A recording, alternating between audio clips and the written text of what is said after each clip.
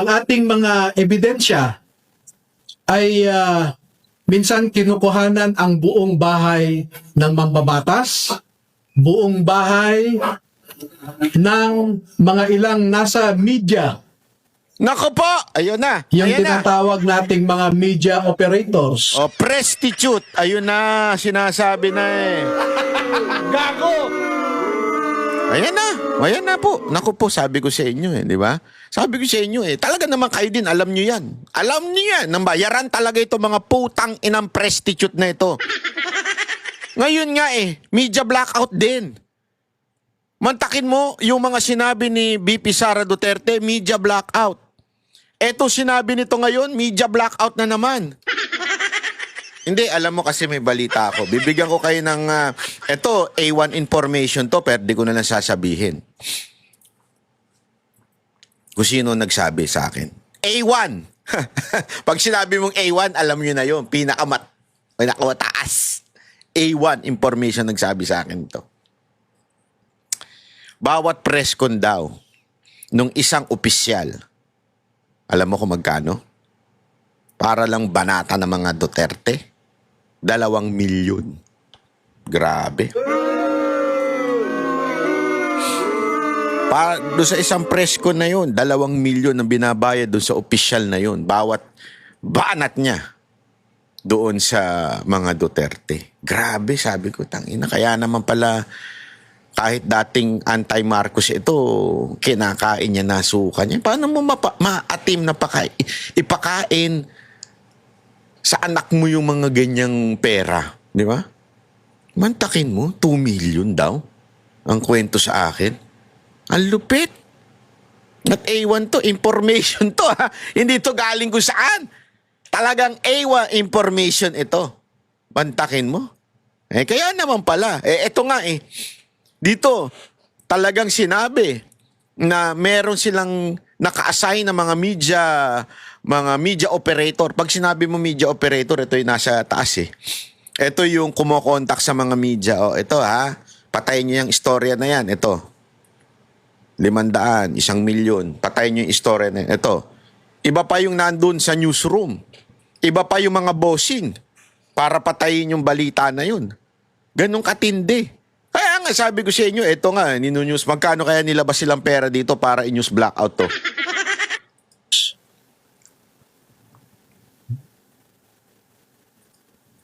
At ganyan po sila mag-deliver. No?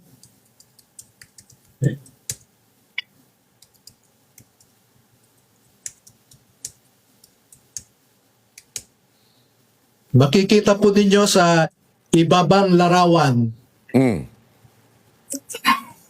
ang mga maleta rin ng pera. Grabe. At marami pa pong iba na katulad nitong mga larawan. At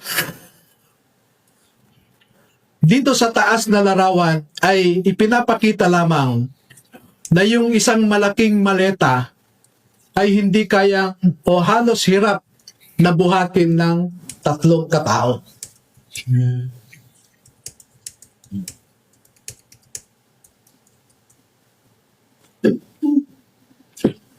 Ngayon po ay merong pangalawang aspeto ng affidavit ng ating mga magigiting na Pilipino na nasa harap natin ngayon. Nako, malupit. Ito, malupit to. Meron silang mahalagang napansin, naobserbahan, at alam sa kanilang personal na pananaw dahil nasali sila sa isang importanteng operasyon. Nako po. Ito na. Malupit to. Ito po ay patungkol sa nangyaring operasyon ng ICC. Nako po. Ayan na, sinabi na. Eh, di ba dati, yan yung binabalita na yung pera na galing sa flood control at kay Zaldico ay di umano, ay allegedly na ginamit para sa ICC? Mismo. Nasangkot po or nasali ang mga sundalo natin sa ginawang operasyon ng ICC investigators sa Pilipinas. Unang dumating ang mga ICC investigators sa Pilipinas noong December 2028. December of 2023. At bago mag-December 2023 ay inutusan sila na magpapalit ng peso to dollars. 2 maleta na ang bawat maleta ay may nilalaman na 56 million pesos. Kaya nakapagpalit sila ng equivalent to $2 million. At ang sabi ng mga executive assistants ni Ginoong Saldico ay pinaghahandaan daw nila ang pagdating ng foreigners. At kalaunan ay nakilala ng mga ito na ang foreigners na binabanggit ay mga ICC investigators. At nakapaloob dito na ang ginawa nila ay mag-interview ng mga witnesses na ipinapaarating sa kanila ni Sunny Trillanes. Wala silang ibang in-interview na mga witnesses, kundi ang mga tao lamang na pinapadala ni Sunny Trillanes. At ibinigay kay Sunny Trillanes ang pondo Grabe. Ayan para na. sa pag-asikaso sa mga ICC investigators na ito. Oy, Trillanes, sagot ka, yari ka, may ebidensya. Patay ka dito, Trillanes. Sinabi na eh. Alam mo, sobra talagang bitter nitong taon to si Trillanes. Di ba, alam naman natin, sinabi ni Pangulong Duterte yan, sobrang bitter nito kay Pangulong Duterte dahil hindi daw siya kinuha bilang Vice President. Kaya alam mo, matindi itong bitterness niya kay Pangulong Duterte. Siya talaga ang gumalaw. Mantakin mo. At siya ang tumanggap ng pera, ha? Di umano, allegedly, according to this guy, tumanggap daw siya ng pera para dito sa ICC. Ang tanong, lahat kaya yung pera na yun ginamit niya o kanya lang? Kalhati nung kanya? Ginamit niya sa kampanya niya? Ginamit niya lang ba yan? Hindi, tandaan natin ha. Tayo, nagtatanong lang tayo dito. Tinatanong natin, Trillanes, lahat ba daw doon sinasabi nitong binigay sa'yo ay ginamit mo ba talaga lahat? O baka naman yung iba binulsa mo? Tinatanong kita. Sumagot ka! Galit ka. Kaya naman po, lahat ng sasakyan na ginamit, lahat ng hotel accommodations ay sinagot ni Saldico at saka ni Sunny Trillanes. Yo, patay ka. Napansin din po nila na lahat ng mga pag-interview ng ICC investigators ay sa mga pribadong lugar. Wala man lang government office. At makikita po ninyo ang madalas na pag-deliver nila ng mali-maleta at minsan mga paper bags naman na mga pera patungo sa mga nag-aalaga sa ICC investigators. Nako po. Lahat ng pagkain nila.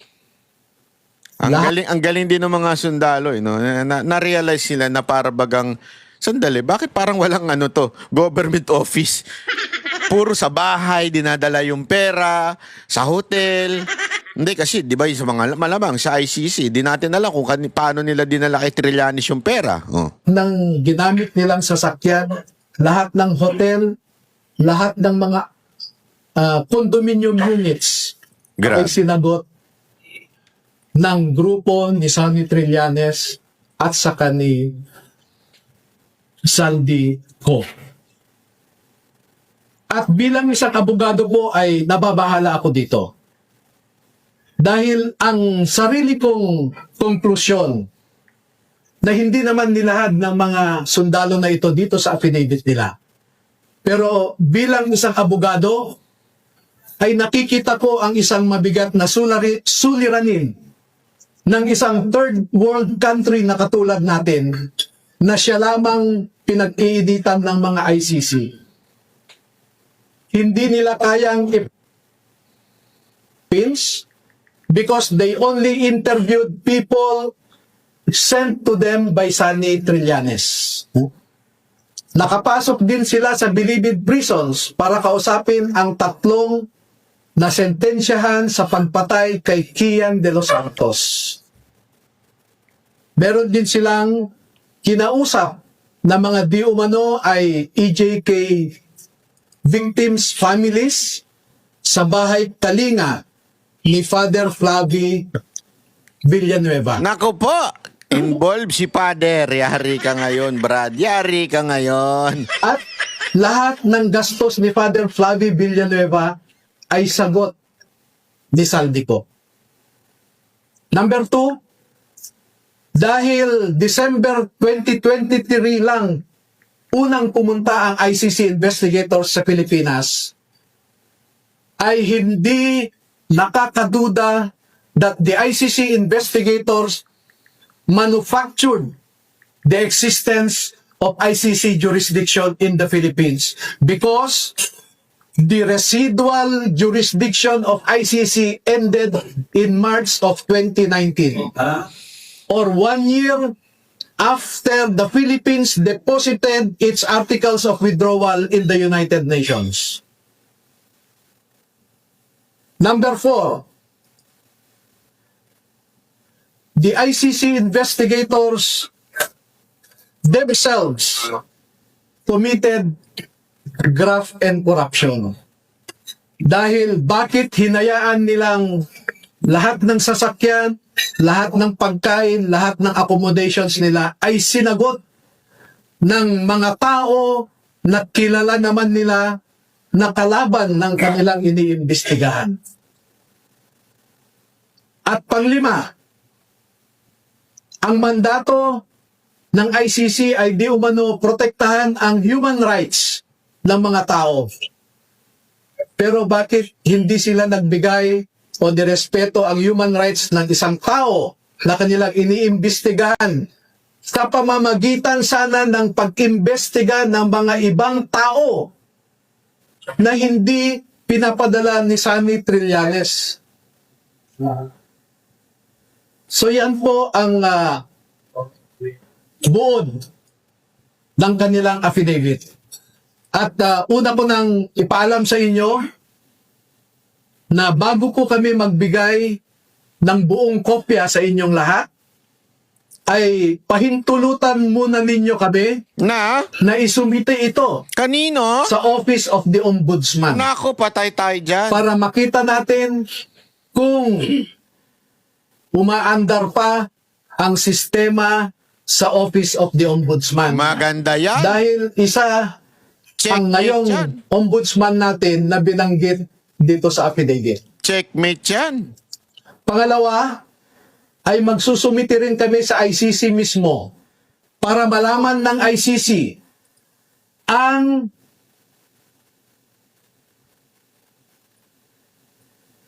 so that ICC will know how the ICC investigators conducted themselves in the Philippines. Nako po, patay kayo dyan.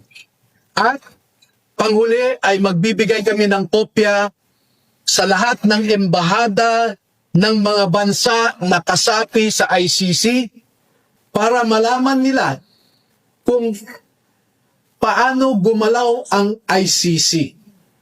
Alam naman natin na bawat bansang miyembro dyan ay nagko-contribute sa ICC. Pero katulad ng kino-contribute nila, ang mga litrato na naipakita ko sa inyo ay makikita ninyo kung saan pumupunta ang ating mga buwis. Now you know where our taxes go. Now you know at least where our taxes went. Grabe. Maraming salamat po. Mga Pilipino! At magpapaunlak po kami ng Hindi pa ba kayo maninindigan? Are you going to commit the sin of omission? Hindi pa ba kayo magsasalita? Hindi pa ba kayo magpapahayag ng inyong damdamin? Aba, dapat po kumilos na tayo. Dapat ilabas na ho natin ang ating nararamdaman. Hindi lamang po sa social media. Abay, dapat po natin itong ipahayag na hindi na tama ito. Mali na ho ito. Sabit na sobra ito. Katanungan, at kung maaari ay 10 lamang. Kasi alam niyo po, sa ngayon, ay meron nang nakaabang sa labas na handang manakit o manakot sa ating Grabe. mga sundalo. At sa nakalipas na 2 araw lamang, ay umigting ang paghahanap ng isang grupo sa kanila na pinangungunahan di umano ng isang tinatawag nilang MC. Nako, sino yan? Initial yon, MC. Hindi ko po alam hanggang ngayon, inaalam ko kung sino yung MC na sinasabi nila. Pero meron siyang inutusan Sino kaya na yun? nasa gobyerno pa at mataas ang rangko sa ating kapulisan para ipatupad ang kanilang gustong mangyari na hindi matuloy ang paglabas ng ating mga kasundaluhan sa katotohanan. At panghuli po, meron akong isang pakiusap sa ating armed forces Yako, at ayan saka sa Philippine Marine Corps. Ang mga nasa likod po ninyo ay nagserbisyo sa ating bayan Yan. at nandito sila hindi dahil sa politika. Yan. Hindi po sila nagsasabi ng anumang mga bagay na magdadagdag pa sa init ng kasalukuyang politika Yon. na pinagdadaanan ng ating bansa. Bagkus ay gusto nilang makaambang na iangat ang imahe ng ating mga institusyon Yan. katulad ng Philippine Marine Corps Yon. na lumalaban sa kalaban ng Estado. Pero kung susuriin ninyong mabuti, ay ang kalaban natin ay ang mga nasa matataas na pwesto sa gobyerno. Do not restrain them from sharing to our people the truth that they know.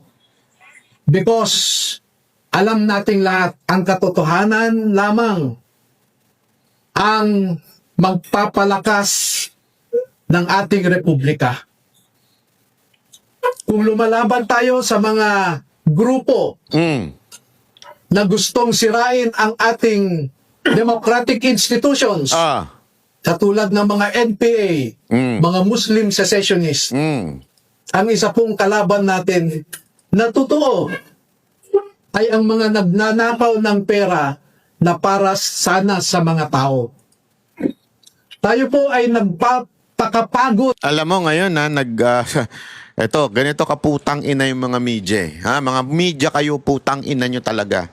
Dapat sa inyo talaga mabulgar na yung kagaguhan nyo.